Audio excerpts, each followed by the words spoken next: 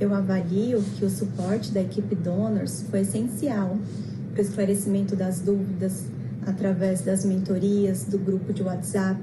Isso trouxe muita segurança para nós, enquanto participantes do grupo controle, no preenchimento dos formulários, na plataforma RedCap. Nós tivemos, então, essa segurança na coleta de dados para uma adequada participação no estudo. E então foi muito importante realmente poder contar com esse apoio de uma forma muito presente e permanente durante todo o estudo. A equipe de suporte do Donors foi peça fundamental no desenvolvimento e na execução da coleta de dados na Santa Casa de Belo Horizonte. Toda vez que a nossa equipe de coletadores apresentava alguma dúvida ou buscava por alguma informação, a equipe do Donors estava sempre disponível para nos orientar e nos auxiliar de maneira muito eficaz e acessível. Associado a isso, nós tivemos a oportunidade de conviver, e de compartilhar as informações com essas equipes através das monitorias presenciais, que foram momentos riquíssimos de compartilhamento e troca de informações e que permitiram que a gente realizasse um bom trabalho nas nossas coletas de dados. Todo o suporte da equipe Donors a todo momento foi muito benéfico para a nossa equipe, No início a gente ficou muito receoso como seria, o estudo à distância, e na primeira oportunidade, a primeira dificuldade, a gente teve todo o respaldo, todas as orientações, ainda que online. Algumas vezes a gente fez ligação e sempre de prontidão tinha alguém da equipe de sobreaviso para estar tirando dúvida, O que fez com que, ao decorrer desse processo, desse estudo, a gente se sentisse cada vez mais seguro para concluí-lo. Quando o projeto Donors veio para a nossa instituição, houve uma preocupação muito grande, porque seria mais uma coisa dentro do protocolo, onde precisaríamos fazer em tempo real. Porém, essa preocupação logo foi sanada, ficamos tranquilas, porque o pessoal do projeto nos deu todo o suporte que precisaríamos. Gostaria de dizer também que sem o suporte da equipe do projeto seria impossível executar esse projeto, mesmo no hospital acadêmico. Nós temos uma demanda de trabalho bastante grande, bastante dispendiosa. Esse é um projeto que demanda tempo de dedicação ao projeto. É um projeto que demanda uma central organizando o projeto, um ensaio clínico que demanda, então, um centro que organize isso, que propicie as randomizações, que propicie o material, que esteja checando se os dados estão adequadamente coletados, estão coletados na íntegra. Então, toda essa rede de apoio é fundamental para que nós consigamos levar aos hospitais do nosso país projetos desse porte. Sem o suporte da equipe de apoio, sem uma central organizando esses projetos, será impossível que a gente consiga multiplicar projetos como esse em vários hospitais do nosso país. E nós tivemos uma parceria envolvendo os profissionais, não só da CIDOD, mas os profissionais da UTI, e sempre que a equipe do Donors era solicitada, prontamente eles nos atendiam. Falar sobre a importância do suporte da equipe Donors, se nós não tivéssemos tido esse suporte sempre que eu precisei. Preencher todas aquelas pastas cheias de perguntas. E melhor do que esse suporte e esse aprendizado todo, foi ver a conscientização da importância da manutenção hemodinâmica de um potencial doador. É ficar vigiando ali o tempo todo. E também a interação dos médicos com a equipe multiprofissional. Foi muito válido, foi maravilhoso participar desse projeto junto com vocês, porque todos os médicos aprenderam, a equipe toda aprendeu. Eu fiquei apaixonada pelo projeto, me ajudou bastante. Eu aprendi muita coisa, principalmente essa manutenção hemodinâmica e também a entrevista familiar. Quantas vezes me facilitou uma entrevista familiar, porque eu aprendi no curso de capacitação com vocês. E é assim que deve continuar. É vital. É muito importante esse suporte. E eu só tenho a agradecer porque todas as vezes que eu precisei, eu fui atendida. Muito obrigada. Agradecemos ao Dr. Glauco e à Itiana, que nos ajudaram constantemente para que pudéssemos inserir esses pacientes no estudo, fazendo ajustes durante o processo de inclusão e o processo de acompanhamento, bem como nas monitorias. Sem eles, com certeza, não teríamos conseguido de forma tão brilhante. A interação com a equipe de suporte, assim, ela foi fantástica, tá?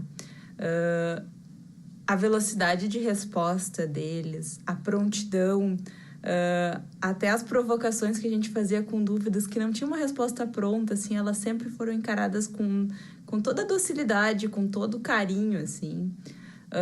A relação que a gente cria com os nossos monitores, assim, daquela proximidade de conversar, de entender a situação que a gente está vivendo, assim, foi fantástica, assim. Eu não tenho nada para dizer para a equipe organizadora do Donor, senão que trabalho lindo, né? E muito obrigada por serem assim. Isso torna, sem dúvida nenhuma, um estudo muito mais fácil. É indiscutível a diferença que essas pessoas fizeram para o andamento correto e de forma eficaz da pesquisa.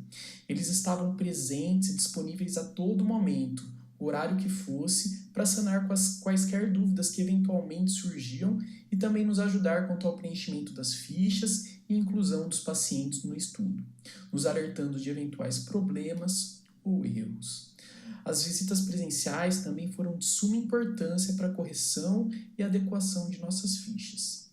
Desse modo, queria parabenizar a toda a equipe e dizer que a presença de vocês, com certeza, facilitou e muito o estudo e fez com que ele evoluísse de uma forma correta, eficaz e desse certo. Nosso muito obrigado a toda a equipe Donors.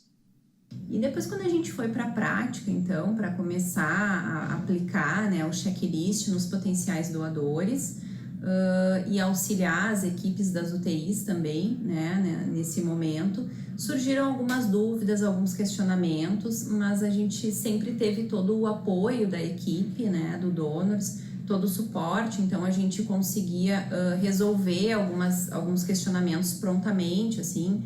Nós criamos grupo de WhatsApp, então a comunicação ficava muito mais fácil, muito mais rápida. Também tinha as visitas presenciais, informações por e-mail. Então, acho que foi de extrema importância esse suporte, né, da equipe para que a gente conseguisse, né, chegar no resultado que era concluir o estudo aqui na instituição.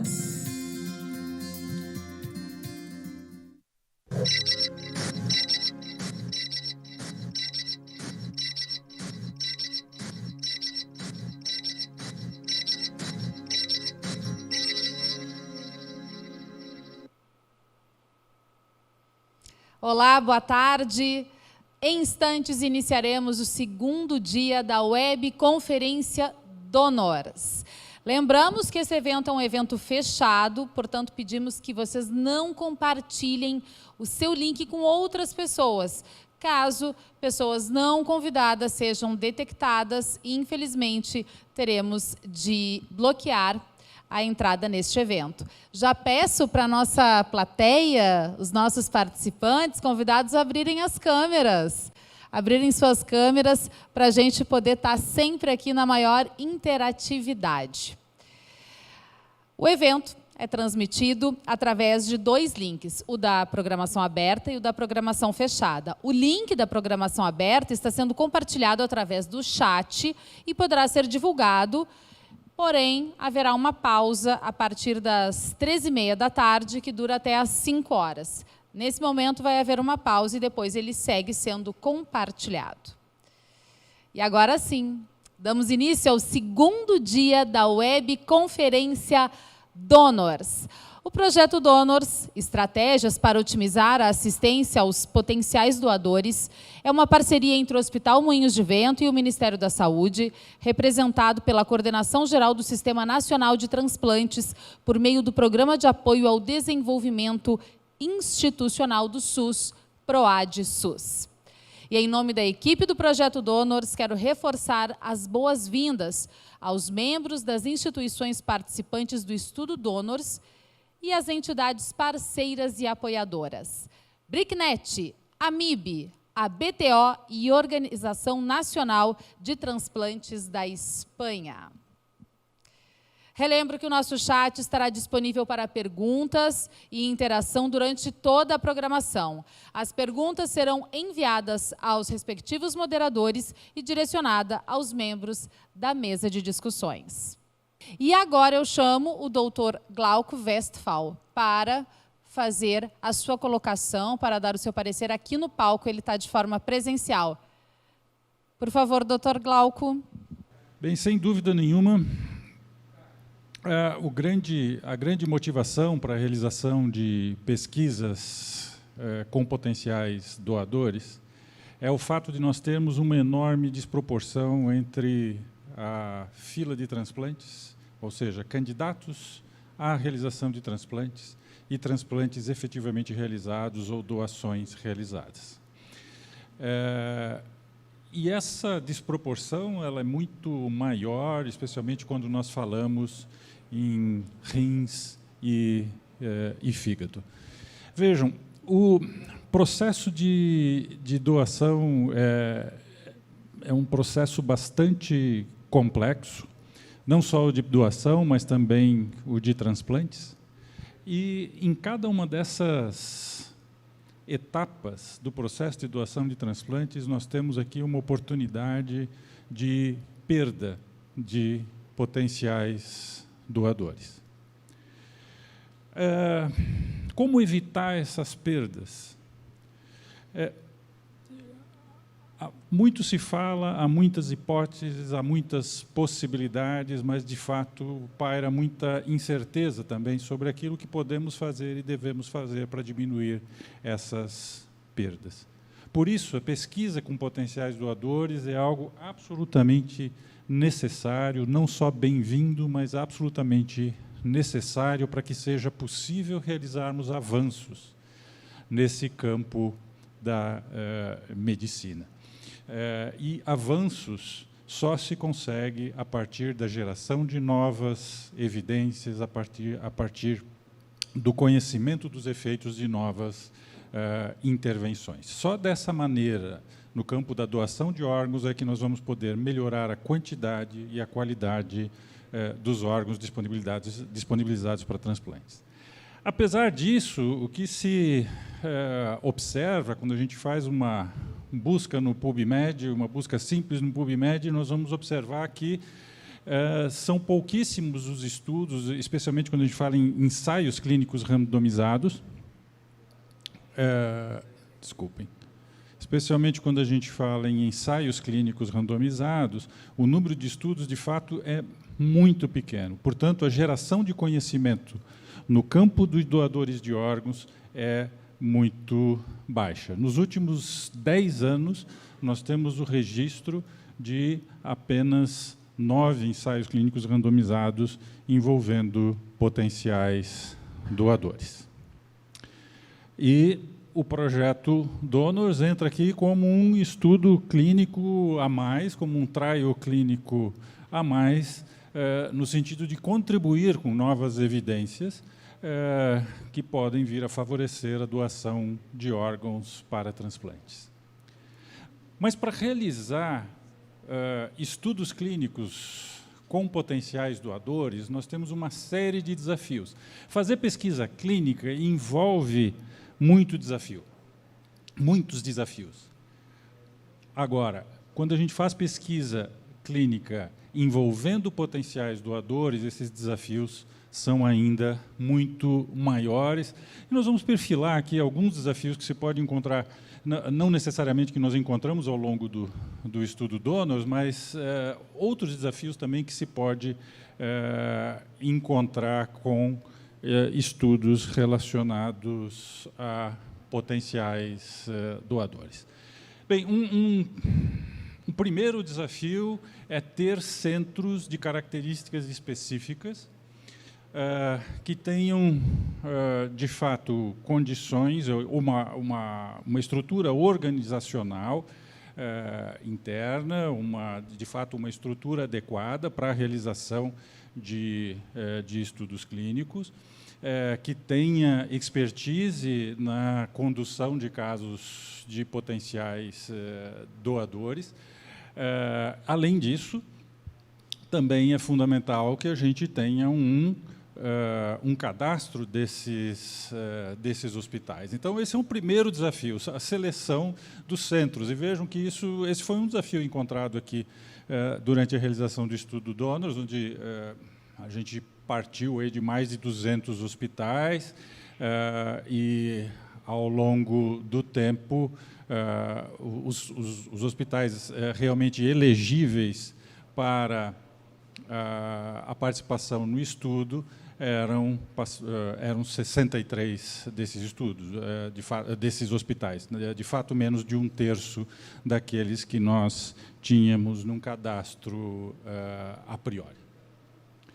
Uma outra questão a ser levada em consideração é que os centros em si, os hospitais em si, são desproporcionais. Esses hospitais não são iguais entre si.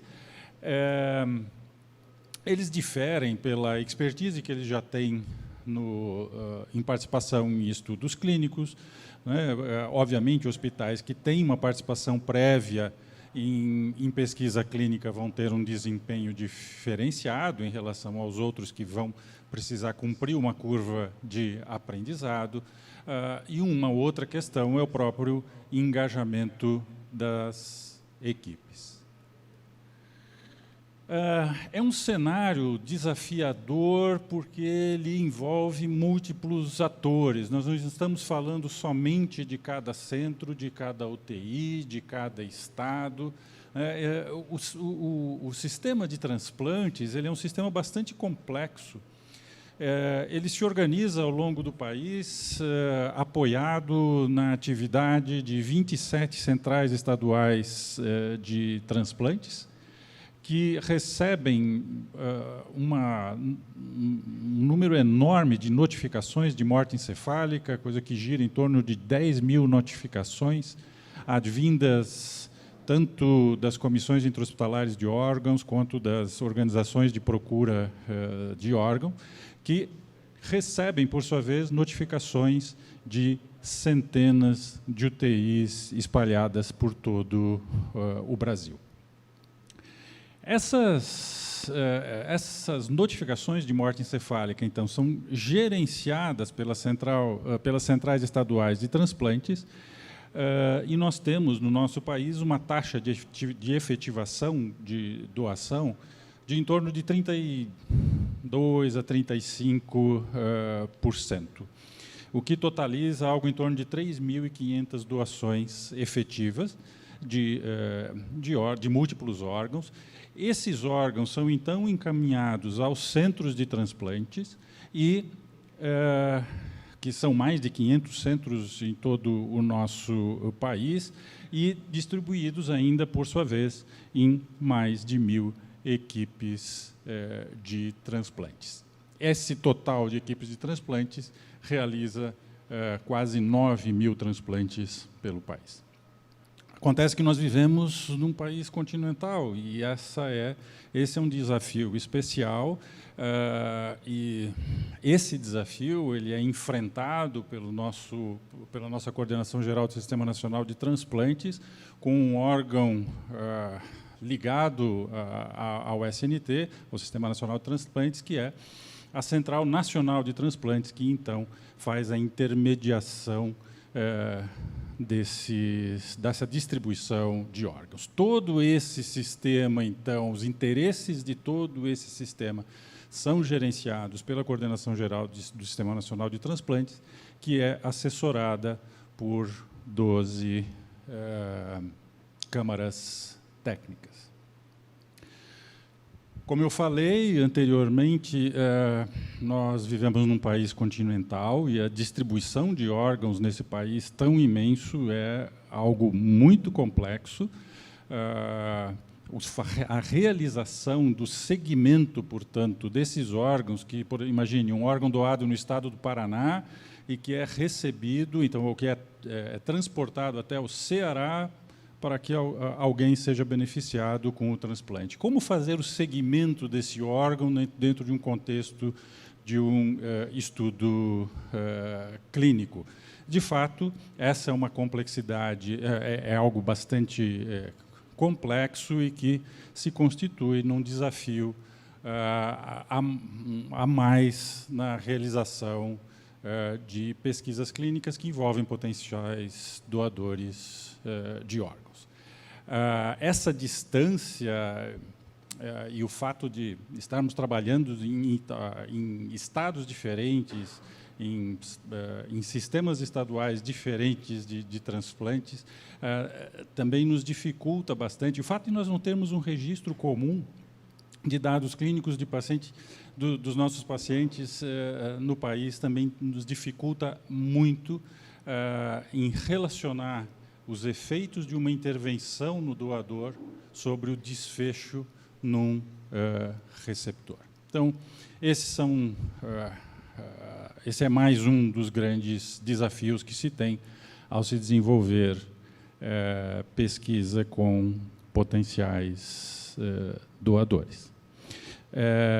A questão do... Quando a gente realiza...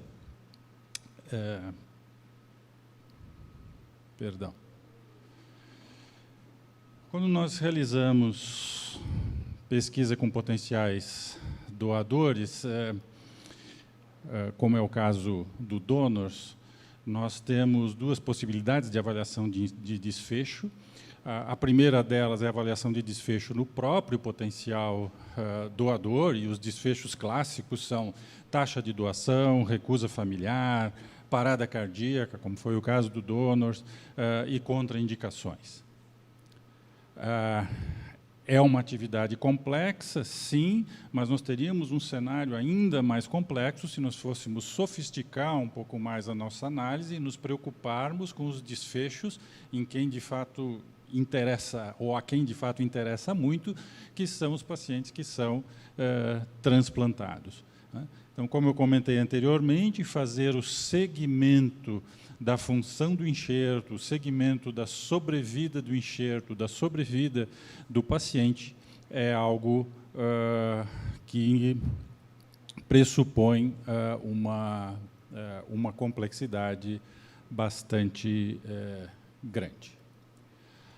Outro desafio é a questão da padronização da nomenclatura. Nem todos os centros, nem todos os estados utilizam exatamente a mesma nomenclatura para definir os fenômenos e os desfechos. Isso dificulta bastante a contabilização dos eventos. Além disso, nós temos um outro desafio, que são as questões regulatórias e as questões éticas que envolvem a pesquisa com potencial doador, com potenciais doadores de órgãos. Quando nós propomos uma pesquisa com potenciais doadores, se pressupõe, a depender do desenho do estudo, se pressupõe a aplicação de termo de consentimento livre e esclarecido, especialmente quando você tem uma intervenção a nível de paciente, e não a nível de centro, como foi o caso do estudo Donors. Há aqui uma questão muito delicada, porque se nós aplicamos esse termo de consentimento logo após a abertura do processo de diagnóstico de morte encefálica, isso pode trazer alguma confusão junto aos familiares, que eventualmente podem até atribuir o fato desse paciente ter falecido, já que ele pode evoluir para a morte encefálica, podem atribuir o fato dele ter falecido ao fato de estar participando da pesquisa, e isso comprometer em muito a credibilidade do sistema de transplantes. Além disso, se nós aplicamos uma intervenção a nível do potencial doador, nós temos que ter a percepção de que essa intervenção não afeta somente o potencial doador, mas ele vai afetar também os receptores dos órgãos. Portanto, o termo de consentimento deve ser aplicado não só à família, que acabou de consentir com a doação, mas também com os pacientes transplantados. Ao longo do estudo Donors, nós percebemos algumas dificuldades, e o que a gente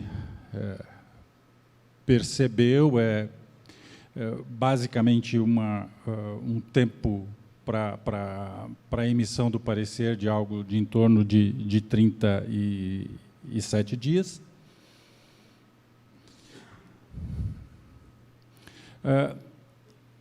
É importante que quando se avalia a pesquisa clínica em potenciais doadores, que se entenda que os interesses dessa pesquisa, elas não podem se sobrepor aos interesses do sistema de transplantes, e elas não podem, muito menos, se sobrepor aos interesses do paciente. Por isso que a pesquisa com potenciais doadores é muito mais complexa, porque nós temos que, além da realização da pesquisa, termos a preocupação da preservação da credibilidade do sistema de transplantes, além da própria segurança do paciente. Portanto, a pesquisa em potenciais doadores, ela deve ser muito bem planejada, levando em consideração aspectos éticos, levando em consideração todo o processo de doação de órgãos para transplantes. Muito obrigado.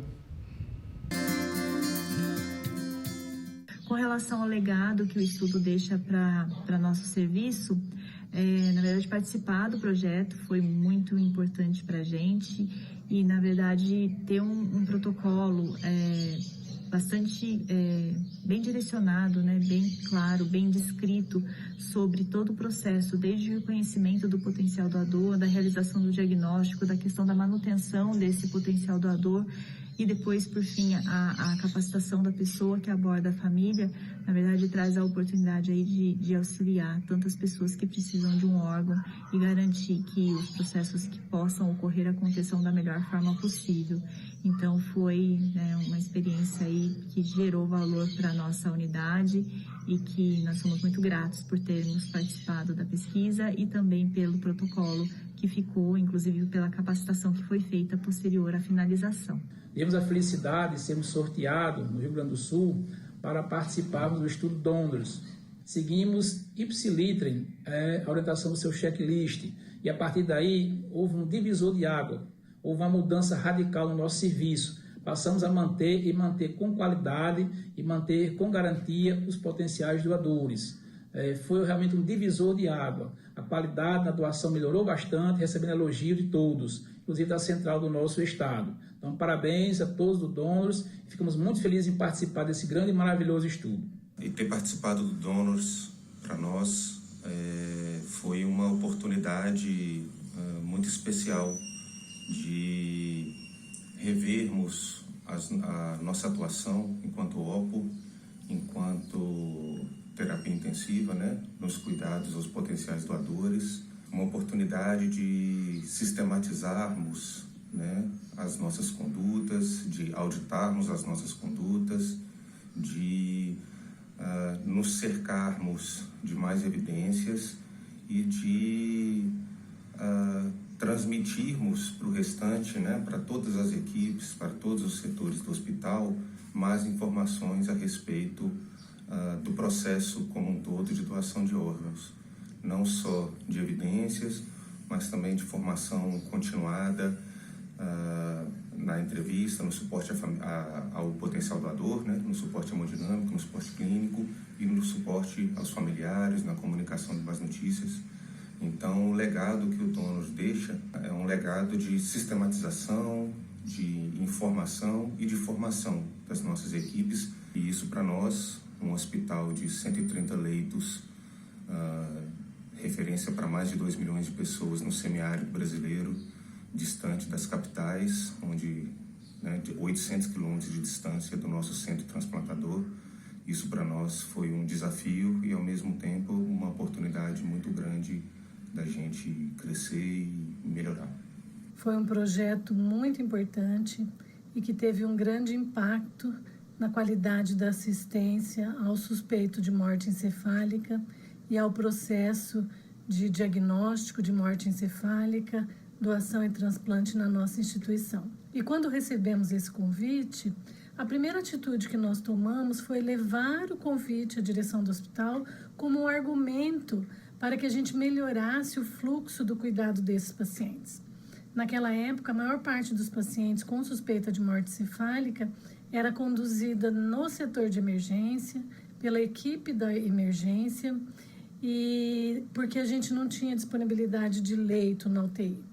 Com esse argumento, com o convite da nossa participação no estudo, nós conseguimos convencer a diretora do hospital e a chefia da unidade de terapia intensiva que esse paciente merecia uma prioridade especial para acessar o leito de UTI. E então, a gente conseguiu acelerar a transferência desse paciente para a UTI, para que fosse realizado o diagnóstico de morte encefálica dentro da unidade de terapia intensiva, fazer um melhor acolhimento familiar e facilitar o processo de doação de transplante quando fosse o caso. E eu acho que o principal que o Donors deixou para a gente foi o cuidado mais intensivo e mais correto, digamos assim, com o paciente potencial doador. Eu pude notar, durante o tempo que eu tive participando do estudo, que realmente os pacientes eles evoluíam de forma melhor, mais estáveis, com os parâmetros melhores, e acho que isso tem muito a ver com a questão dos protocolos e do checklist. E a gente utiliza até hoje, né? Ficou uma coisa que virou um legado também do Donors, a questão da vasopressina. E outra coisa legal que eu queria citar é que a gente na época trabalhava junto e hoje nós somos casados. Foi outro legado que o Donors deixou. Então, queria agradecer imensamente a oportunidade de ter participado desse estudo. Foi um estudo muito legal mesmo e que me ajudou muito profissionalmente, acho que me trouxe muito crescimento.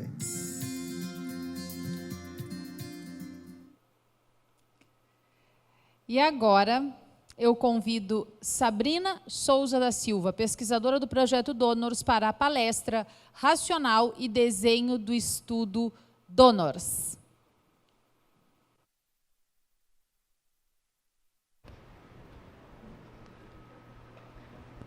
Boa tarde a todos, os participantes da nossa webconferência.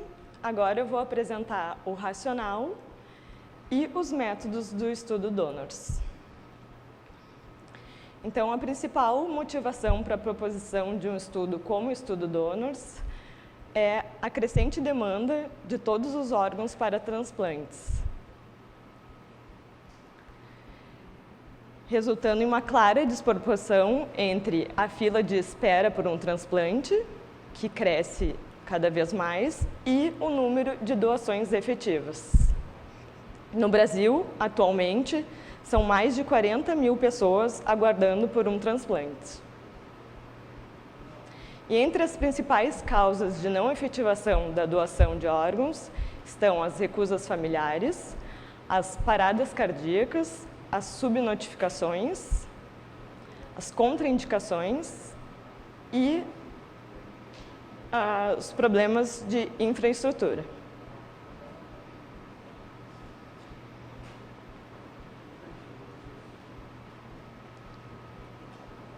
As recusas familiares são a principal causa de não efetivação da doação de órgãos no Brasil e as perdas por recusas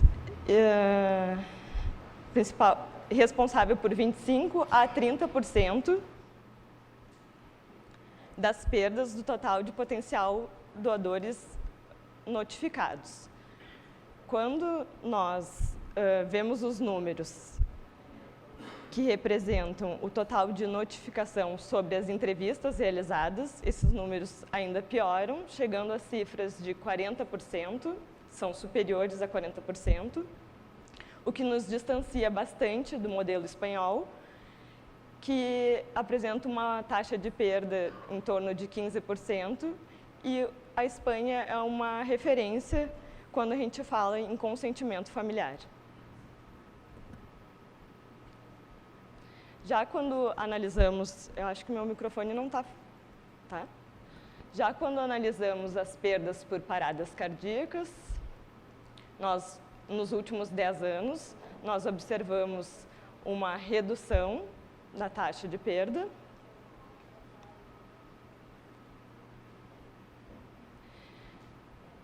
O número médio de potenciais doadores com parada cardíaca nesse mesmo período é em torno de 1.174,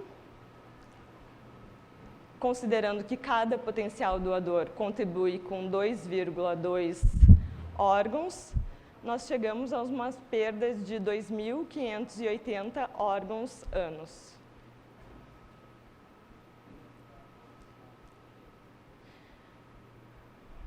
Nos últimos anos, uma série de estudos observacionais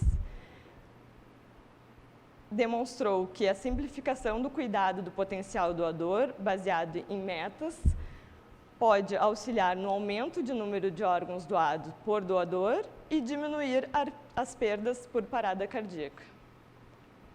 E aí, no Brasil, um estudo realizado no estado de Santa Catarina, com o uso de um checklist de metas, demonstrou que nós tivemos a redução da perda de parada cardíaca num período de 2 anos, com um consequente aumento de número de doações efetivas.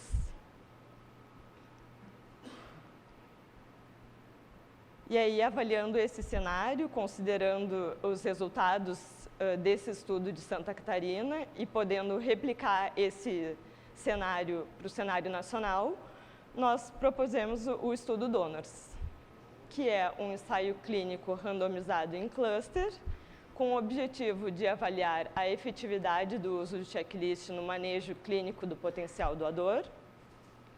O objetivo primário é a redução das perdas do potencial doador por parada cardíaca e o objetivo secundário é avaliar se havia o aumento dos doadores efetivos e aumento de número de órgãos doados por doador. Cada um dos clusters, eles eram compostos pelas UTIs dos hospitais. Os hospitais foram randomizados em grupo intervenção e grupo controle. O grupo intervenção realizava o manejo do potencial doador, seguindo o checklist, e o grupo controle realizava o manejo do potencial doador da sua forma usual, sem o uso do checklist. Em ambos os grupos foi aplicada a co-intervenção do estudo, que era focada na comunicação com a família, e cada um dos potenciais doadores foram alocados conforme o seu cluster. A amostra estimada do estudo ela foi calculada para identificar uma redução absoluta de 10% da perda de potencial doador por parada cardíaca. E considerando o modelo em cluster, nós necessitávamos de um mínimo de 60 clusters, com um total de 1.200 potenciais doador, o que representava um limite de 30 potenciais doador por hospital. Referente aos critérios de elegibilidade, quando a gente falava sobre as instituições, elas precisavam apresentar um número maior ou igual a 10 notificações de morte encefálica anual e não possuir nenhuma ferramenta padrão para o manejo do potencial doador. Já referente à elegibilidade do potencial doador, eles deviam apresentar o primeiro teste clínico compatível com o ME, ser admitido na UTI ou transferido para uma UTI em até 3 horas após o primeiro teste clínico, deveriam ter entre 14 e 90 anos de idade e não possuir nenhuma contraindicação absoluta para a doação de órgãos.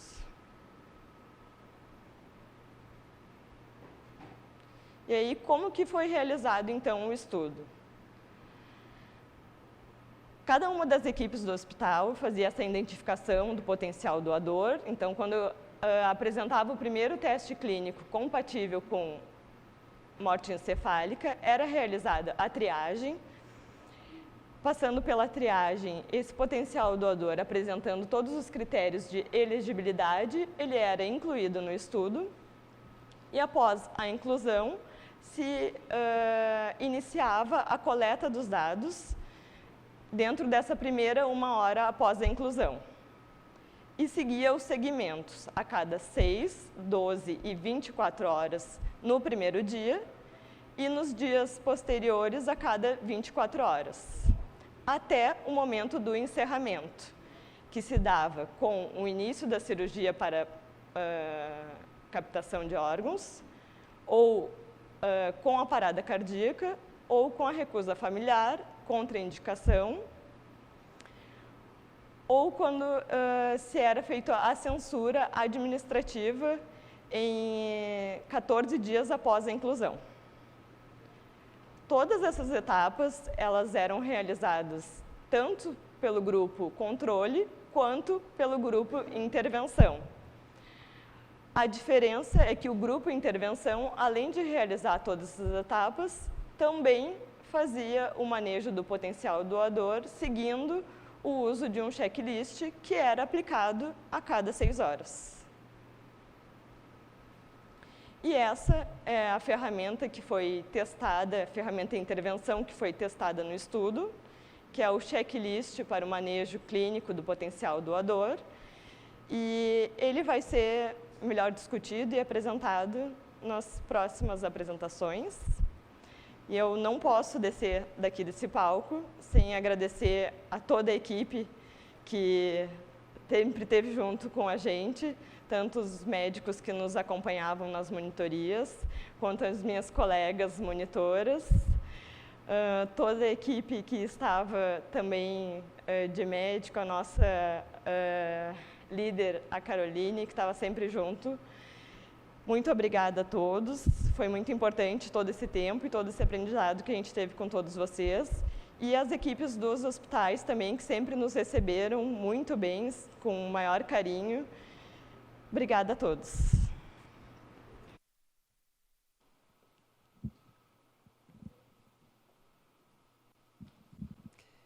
E para dar continuidade ao 2º dia da webconferência Projeto Donors, eu convido Kátia Guterres, pesquisadora do Projeto Donors, para a palestra Diretriz para Manejo Clínico do Potencial Doador e Checklist. Vamos começar, então. Vou falar um pouquinho sobre a diretriz para manejo clínico do potencial doador e o checklist de metas clínicas que nós utilizamos durante toda a condução do estudo Donors. Então, esse aqui é o checklist que vocês já conhecem, já tiveram os treinamentos, né? Como que começou tudo isso, pessoal? A gente já tinha uma diretriz de manutenção do potencial doador e achamos interessante atualizá-la. Então, um painel de 27 membros se reuniram para fazer essa atualização e ela é composta por 19 recomendações, sendo 7 fortes, 11 fracas, e utilizamos as boas práticas clínicas em uma das recomendações. Esse é o paper, essa é a diretriz, ela já foi aceita, já foi submetida, já foi aceita, e retornou para uns pequenos ajustes, então em breve ela estará já disponível, publicada, para acesso de todos. O que compõe, então, a diretriz de manutenção do potencial doador? Então, nós tivemos questões clínicas relacionadas a suporte ventilatório, a cuidados hemodinâmicos, manejo endócrino metabólico e aspectos gerais relacionados ao manejo do potencial doador. Então, falando um pouco sobre o suporte ventilatório. Então, recomendamos, quanto à ventilação protetora, recomendamos utilizar uma estratégia protetora em todos os potenciais doadores. Isso significa um volume corrente entre 6 e 8 ml por quilo de peso predito e manter uma PIP entre 8 e 10 centímetros de água. Sugerimos não utilizar manobras de recrutamento alveolar em potenciais doadores de forma rotineira, exceto naqueles casos onde houver uma hipoxemia refratária nos pacientes hemodinamicamente estáveis. Cuidados hemodinâmicos, sugerimos realizar expansão volêmica em potenciais doadores hemodinamicamente instáveis e com sinais de hipovolemia ou responsivos a volume, conforme a avaliação de fluido responsividade. Recomendamos administrar noradrenalina ou dopamina em potenciais doadores que se mantêm hemodinamicamente instáveis após a expansão volêmica inicial. Sugerimos não administrar dopamina em potenciais doadores com proteção renal.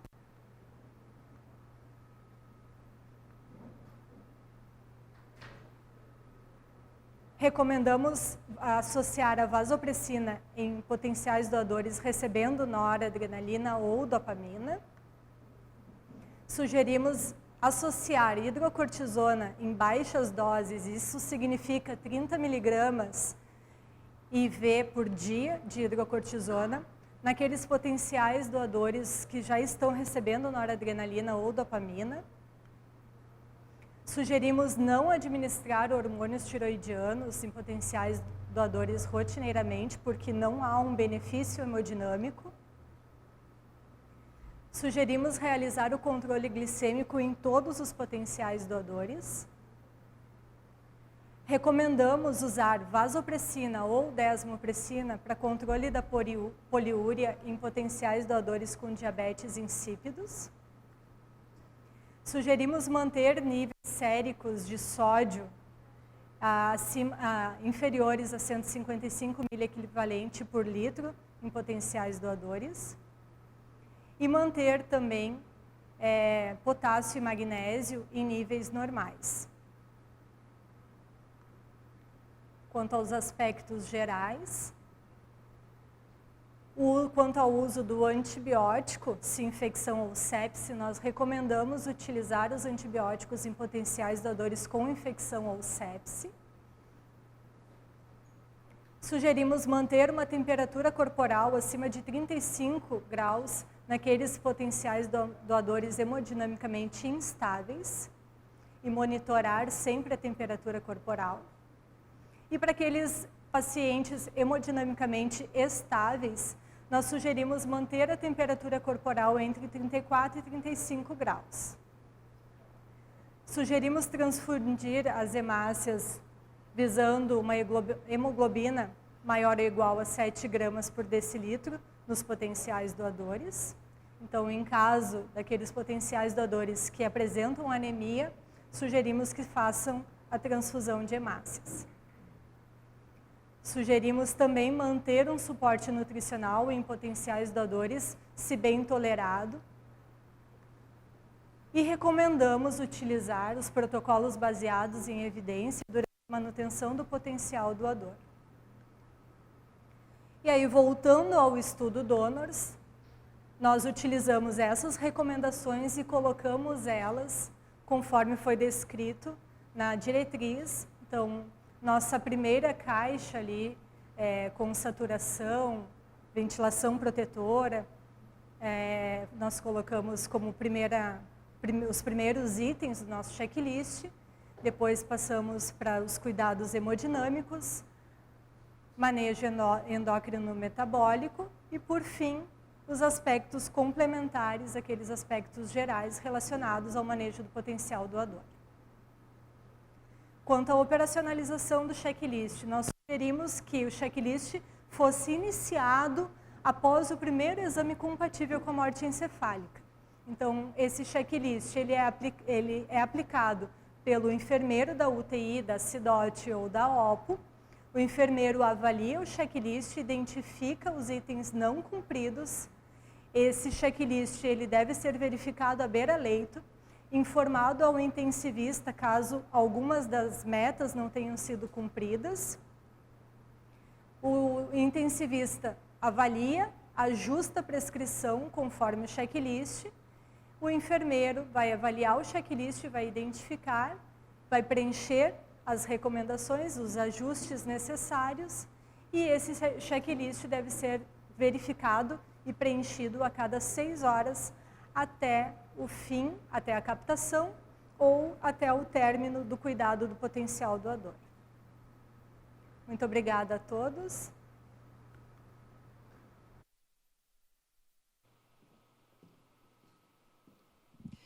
Gente, agora nós vamos fazer uma breve pausa, um breve intervalo, tá? Fiquem à vontade para interagir através do nosso site. Vão interagindo que aos poucos a interação de vocês, as perguntas estarão sendo encaminhadas devidamente para os palestrantes e para a nossa mesa de discussão.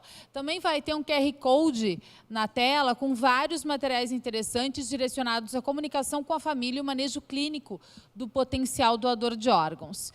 Para garantir esses materiais, basta apontar a câmera do celular para o QR Code que está na sua tela e fazer o download. Daqui a 10 minutos estamos de volta.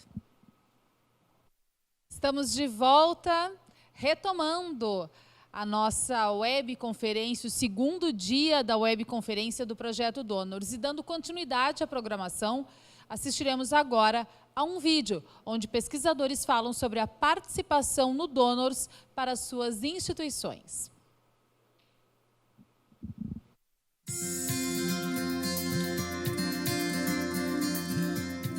Antigamente, nós não tínhamos checklist, não tinha um passo a passo. E depois do estudo, nós desenvolvemos um checklist próprio, desenvolvido para a OPRO da Santa Casa de Campo Grande, e hoje nós realizamos todos os passo a passo do protocolo, seguido por checklist. Um ponto importante também foi para a entrevista familiar, alguns aspectos que nós trocamos experiências com a equipe do Donors, onde nós podemos aprimorar as nossas entrevistas para doação de órgãos, e um resultado geral disso tudo foi a importância que esse estudo foi para a Santa Casa, principalmente em relação ao checklist que nós desenvolvemos hoje. Ele norteou bastante a equipe de enfermagem, a equipe médica, nos critérios, né, que a gente segue lá do caderno para a otimização da doação de órgãos e do potencial doador. Foi uma atividade que eu assumi e não tinha tanto conhecimento e me ajudou bastante a entender esse processo de doação de órgãos e da manutenção do doador também. No início, tivemos várias dificuldades e o aparecimento dos bons resultados, nós conseguimos entender da importância, da magnitude que é esse projeto. A cada dia que se passava, os números da nossa instituição acabavam melhorando gradativamente. As equipes multidisciplinar acabavam entendendo e nós acabávamos colhendo esses resultados aí. A diminuição do tempo médio de permanência de outros pacientes com outras patologias, abordagem familiar com as famílias dos potenciais doadores. Isso acabou refletindo gradativamente e significativamente para um bom resultado dentro da nossa instituição.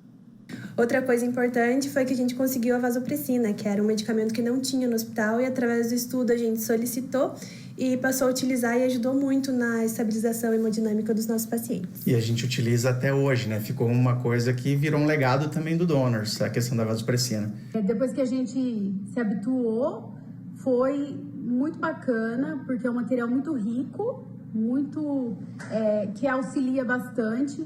A gente teve também o apoio de quem fazia parte da monitoria do nosso grupo.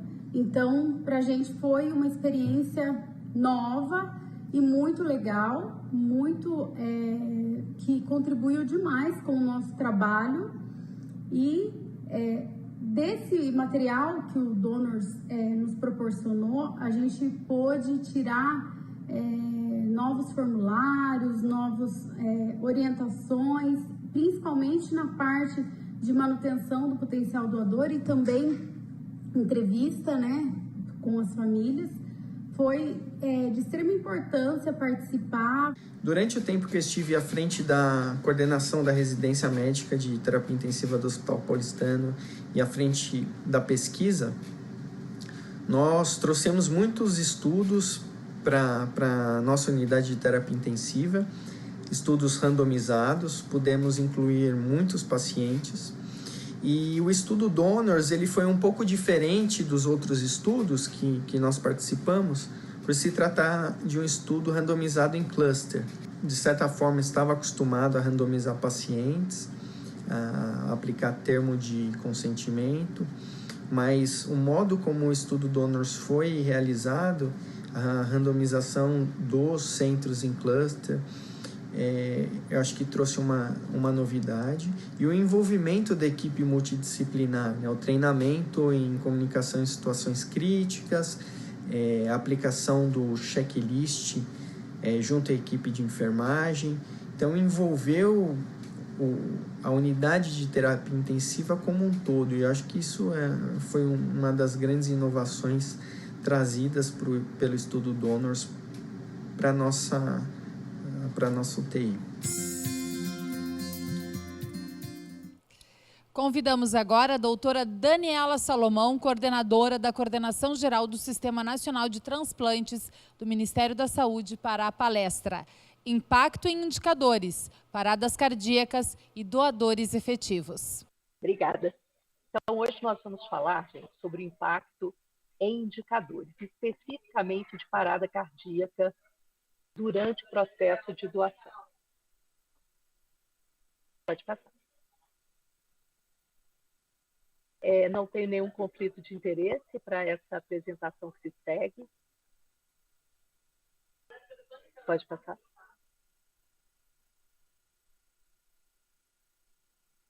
E, novamente, quando eu mostrei ontem, a coordenação do Sistema Nacional de Transplante, ela tem projetos com 3 hospitais de excelência, e o projeto Donors é um dos projetos que nós coordenamos em conjunto do Hospital Moinhos de Vento. Pode passar.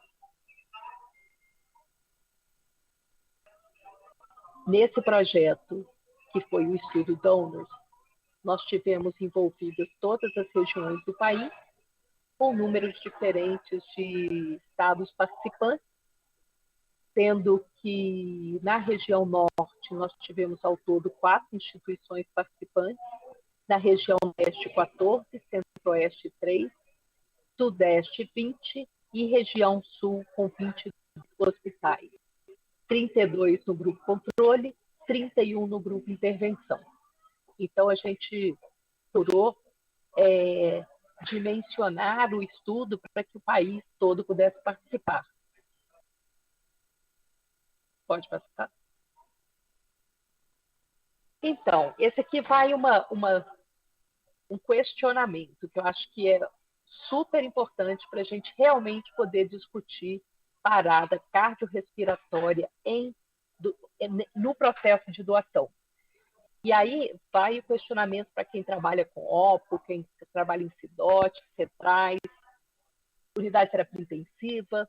Quando a gente fala de PCR, a gente está falando de PCR no momento de identificação, é aquele paciente que chega crítico, existe suspeita de morte encefálica, mas em menos de 12 horas, no momento está tentando estabilizar o paciente, consegue evoluir para PCR. Pode passar. Ou a gente está falando de paciente que evolui para PCR após a abertura de protocolo de morte encefálica. Então, é aquele paciente que abriu o protocolo agora, talvez nem tenha feito o segundo exame e nem o complementar, ou qualquer período durante o protocolo. Significa ainda sem diagnóstico fechado de morte encefálica, ele evolui para PCR. Pode passar.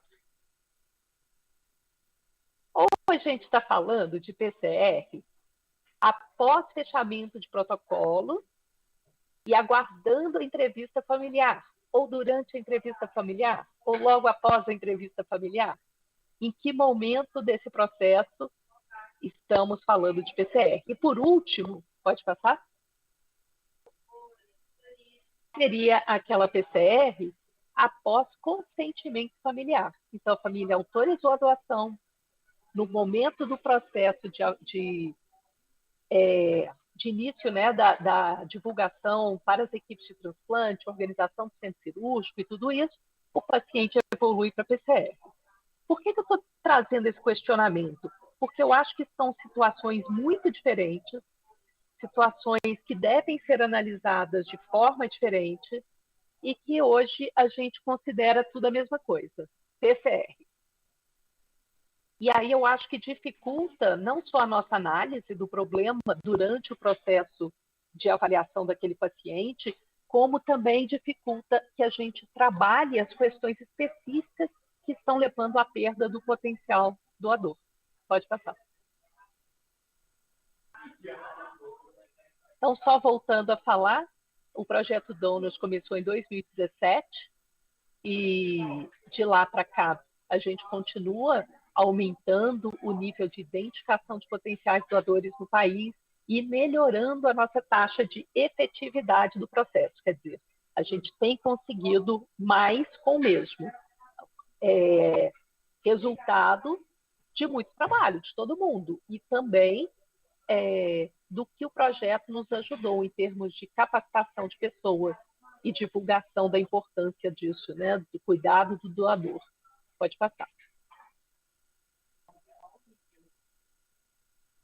Olha que interessante, quando a gente avalia percentual de perdas por PCR, aí ao longo de 6 anos, o projeto Donors, iniciando aí em 2017, a gente tem ali 14% de perdas por PCR.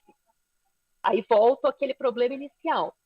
Se a gente está considerando o PCR somente após o diagnóstico de morte encefálica concluído. Tudo que acontece antes não está sendo considerado, e aí eu tenho certeza que as centrais entendem isso de formas diferentes. Então, é uma informação, eu acho que precisa ainda ser trabalhada para que a gente possa ter um indicador que nos informe com certeza o que está acontecendo.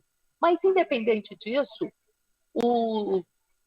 a linha nos mostra a tendência de redução de PCR ao longo dos anos. Então, a gente começa em 2013 com 18% de PCR, Donors em 2017 com 14% de PCR, você viu que ela ficou estável durante 14, 15, 16, 17, e a partir de 17 ela começa a cair.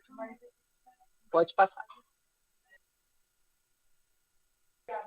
E aí eu dividi isso aqui para a gente, igual fiz ontem na aula de entrevista familiar. Então, a gente vai falar aqui de potencial doador e doador efetivo. Isso aqui é só mapa nacional. Então, a gente dividiu os grupos em controle, intervenção e não participantes. Então, a gente consegue ver aqui que no grupo controle houve uma redução de 14% na identificação do potencial doador. Nos outros houve um aumento. Pode passar.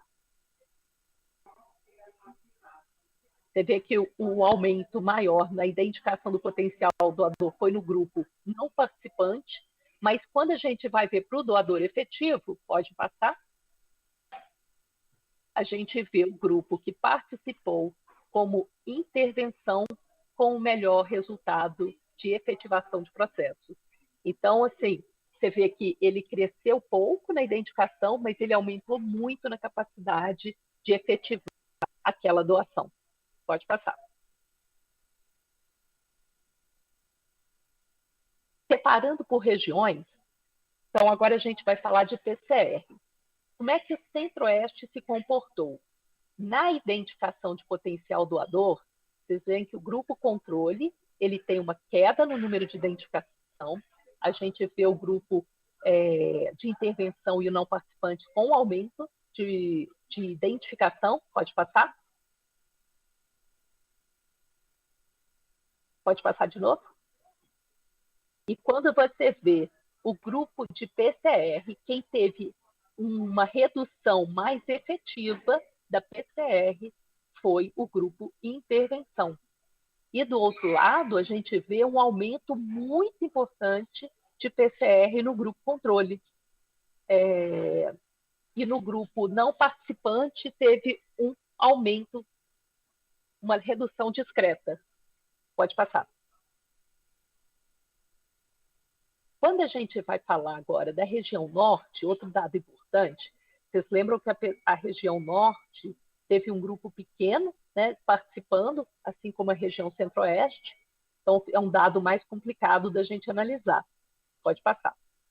Quando a gente vai falar de identificação de potencial doador, a gente vê que o grupo controle teve um aumento de 17% nessa capacidade de identificação, comparando aí os períodos, né?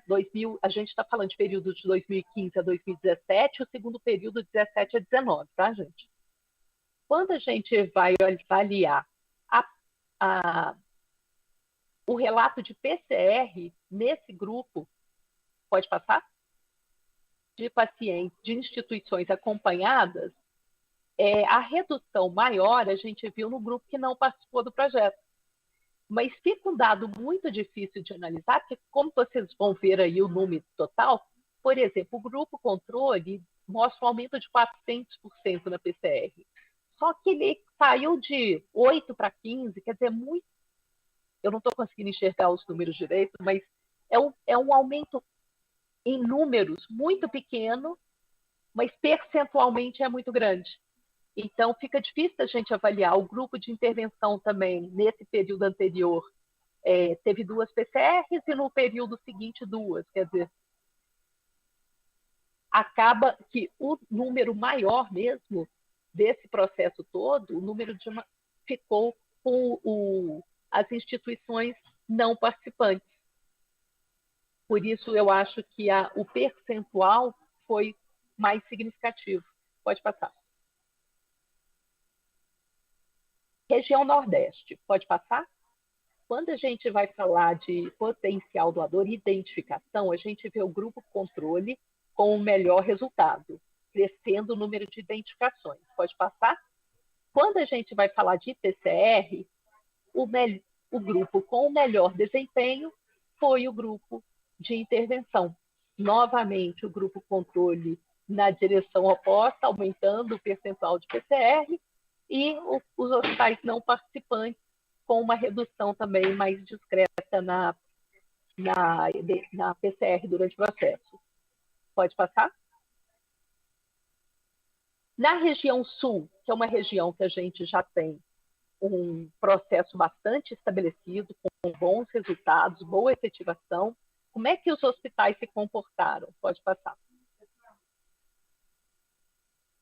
O aumento da identificação foi mais significativo no grupo não participante, de 26%, apesar de que a gente vê que todos melhoraram a sua taxa de identificação, que é algo muito importante, né? Pode passar? E na qualidade de redução de PCR, a gente vê tanto o grupo controle quanto intervenção reduzindo taxa de PCR, mas uma redução mais significativa no grupo controle. Pode passar. A região sudeste é outra que o não participante tem um número bem superior, né, aos hospitais que participaram. Pode passar. Na taxa de identificação de potencial doador, o grupo intervenção teve uma melhora mais significativa, né, entre os 3 grupos. E quando a gente vai falar para PCR, o grupo que teve o melhor desempenho foi o grupo dos hospitais não participantes. Os outros 2 apresentaram um aumento discreto de taxa de PCR durante essa comparação, né, desses períodos. Pode passar. Por fim, né, na região Centro-Oeste, Nordeste e Sul do país, os hospitais que sofreram intervenção apresentaram queda na sua taxa de PCR, sendo que no Centro-Oeste, esse grupo de hospitais apresentou uma redução em 40% da sua taxa de PCR. Pode passar? Em todas as regiões do país, exceto na região sul, os hospitais do grupo controle apresentaram um aumento importante na taxa de PCR. Vocês viram lá quando eu mostrei taxa no Centro-Oeste com incremento de 400% na PCR. Pode passar? Em todas as regiões do país, novamente, exceto a região sul, os hospitais que sofreram intervenção tiveram melhor desempenho que os hospitais do grupo controle. Pode passar. Bom, gente, é um dado importante. PCR fala muito, gente, sobre o processo, né? Todo esse processo de avaliação e cuidado do doador.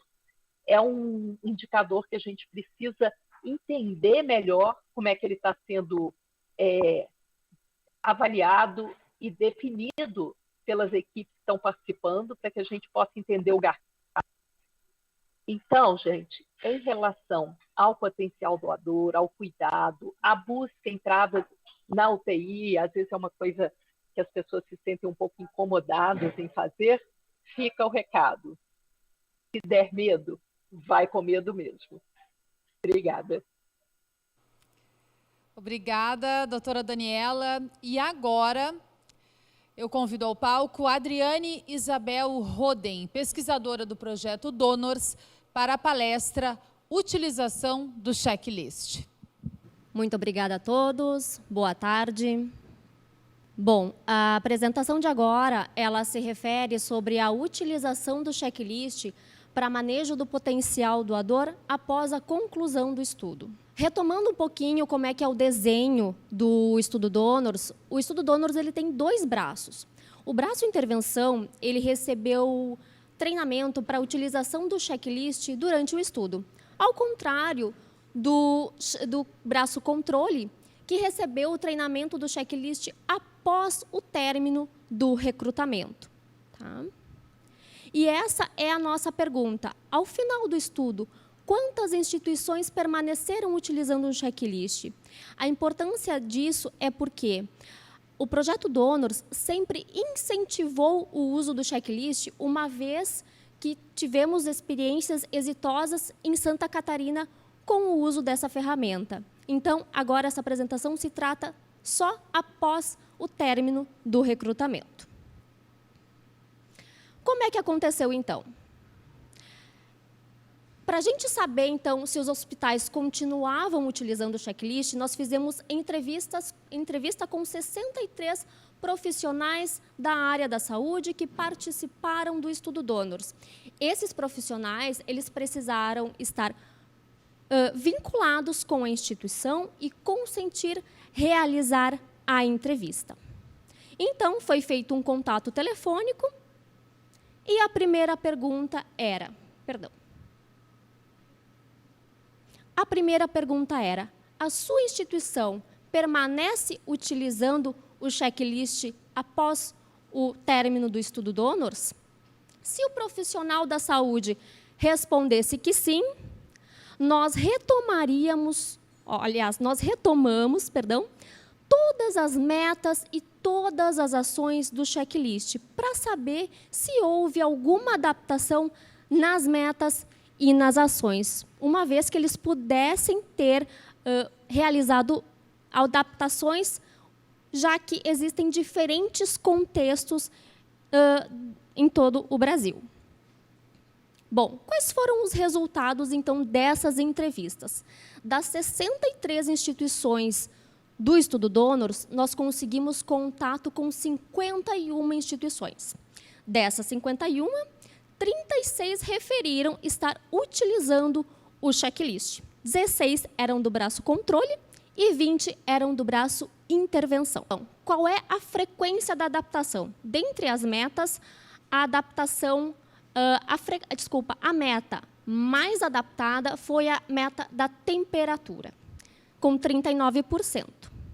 seguindo da vasopressina e hidrocortisona e PIP. A vasopressina e hidrocortisona com 36% de adaptação e a PIP com 17% de adaptação. O término do recrutamento do estudo Donors, oficialmente, ele terminou em agosto de 2019.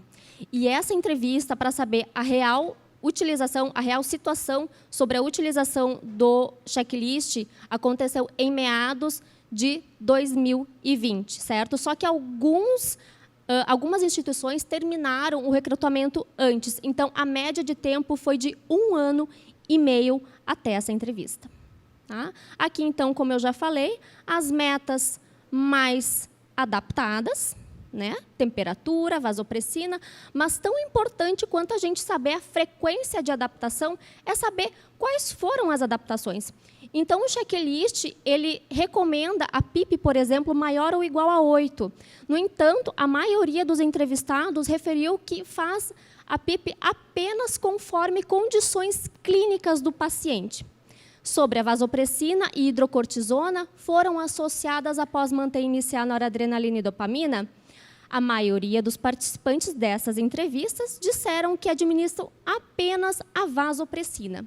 E quando se trata da temperatura adequada, a maioria disse que independe do uso do vasopressor. A temperatura é obter maior que 35 graus. Agora, em relação às ações, em primeiro lugar, nós temos a correção do magnésio e controle laboratorial em 6 horas como a ação mais adaptada, então com 53%, né? Ou seja, 53% dos entrevistados referiram que fizeram uma adaptação nessa meta. Em segundo lugar, nós temos a temperatura com 47% e, em terceiro lugar, a administração da insulina intravenosa para manter a glicemia entre 140 e 180. Novamente, quais foram as adaptações que essas ações sofreram? Quando se trata da correção laboratorial do magnésio a cada 6 horas, a maioria referiu fazer essa correção a cada 12. Quando se trata da administração da insulina intravenosa para manter a glicemia entre 140 e 180, essa administração foi substituída por subcutânea. E em relação à temperatura, novamente, independe da presença do vasopressor. É sempre obter maior que 35 graus. Agora, em relação às adaptações de metas gerais, o checklist ele prevê a aplicação a cada 6 horas. Então, 64% dos nossos entrevistados disseram que adaptaram essa meta e que fazem conforme a rotina, a possibilidade da rotina da sua UTI. Depois, a próxima meta é aplicar a partir do primeiro exame clínico positivo para a morte encefálica. 33% referiram que adaptaram essa meta, que aplicam o checklist na suspeita da morte encefálica, uma vez que o paciente é considerado crítico e precisa de cuidados especiais antes mesmo da abertura do protocolo. A aplicação na captação não teve nenhuma modificação e quando se trata de pegar o checklist, ir à beira do leito e anotar, fazer os checks, né? Em relação às metas e ações, 28% referiram que registram apenas em prontuário, ou seja, o checklist ele só serve como norteador. Certo, pessoal? Então, essa apresentação é em relação ao uso do checklist após o término do recrutamento dos participantes do estudo Donors e não durante o estudo Donors. Tá? Então, muito obrigada a todos. E agora, já que estamos falando de utilização do checklist, vamos trazer, então, um vídeo a respeito da utilização dessa ferramenta tão importante. Muito obrigada.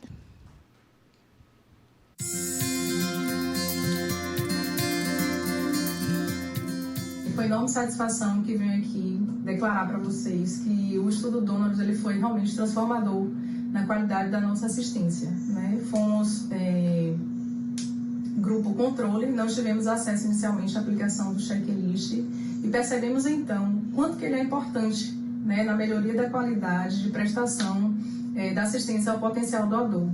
A nossa realidade hoje é de aplicação desse checklist a cada 8 horas, né? Essa foi a adaptação necessária ao nosso serviço, e a gente intercala essa aplicação entre médicos e enfermeiros, com a participação também da fisioterapia. O checklist utilizado durante o projeto Donuts permaneceu em uso na nossa instituição, visto que a equipe considerou um instrumento bastante relevante e assertivo no que diz respeito ao processo de doação de órgãos e tecidos. Alguns elementos durante o projeto, eles não foram realizados pela própria realidade da instituição, como, por exemplo, alguns exames específicos, mas os demais foram seguidos justamente por considerar importante o quesito da manutenção adequada dos potenciais doadores de órgãos. Esse instrumento, ele dá uma segurança porque ele promove um direcionamento, uma ação, uma meta a qual o profissional ele deve estar focado. Sem dúvida que o estudo Donuts trouxe qualidade à manutenção do potencial doador, reduzindo o número de paradas cardíacas durante o processo. Fim do estudo, o checklist utilizado foi adaptado e hoje é instrumento de acompanhamento do processo de doação em todas as unidades fechadas da instituição.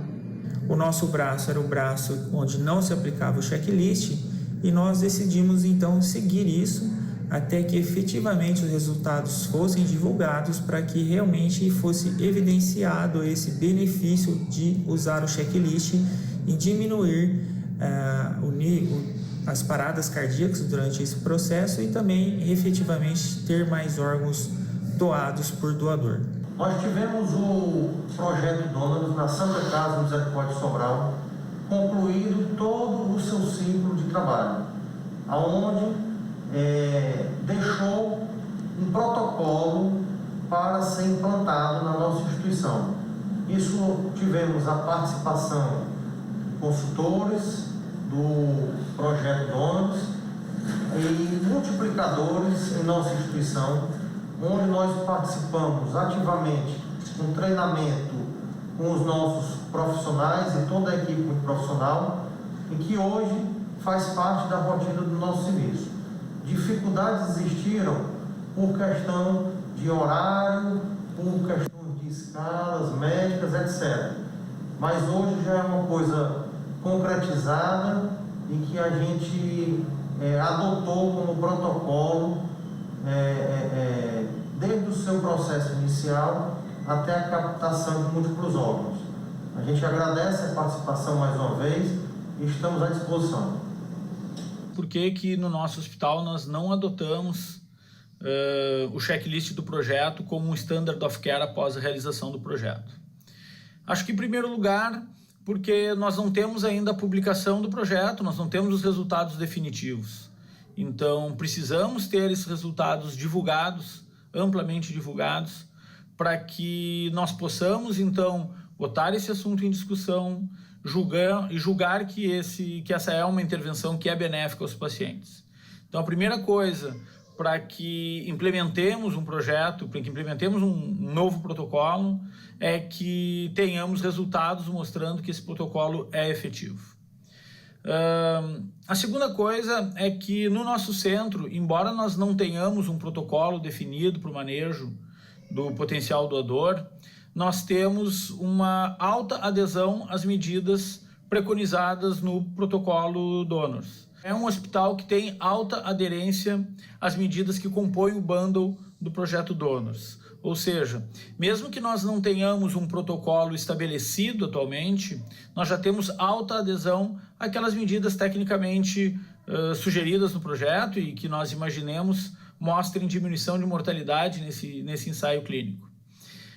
De forma alguma isso desmerece o projeto, muito antes pelo contrário. O que eu vejo com o Donuts é que nós estamos agora construindo para a doação de órgãos um caminho que já foi construído para a sepse há 20 anos atrás. O impacto do Early Goal Directed Therapy, o trabalho do Rivers, lá em 2000, vai ser, a meu ver, A importância que esse trabalho do Rivers teve para o manejo de pacientes com choque séptico vai ser a mesma que o Donors deve ter para o manejo do potencial doador.